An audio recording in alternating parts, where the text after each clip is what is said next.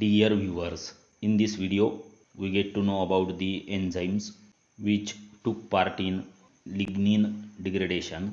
Laccase is one of the enzyme which is involved in lignin degradation.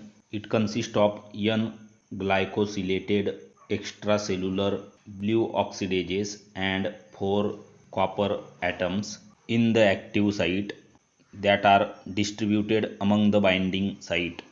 Lactases catalyze the oxidation of several aromatic hydrogen donors with subsequent reduction of oxygen to water.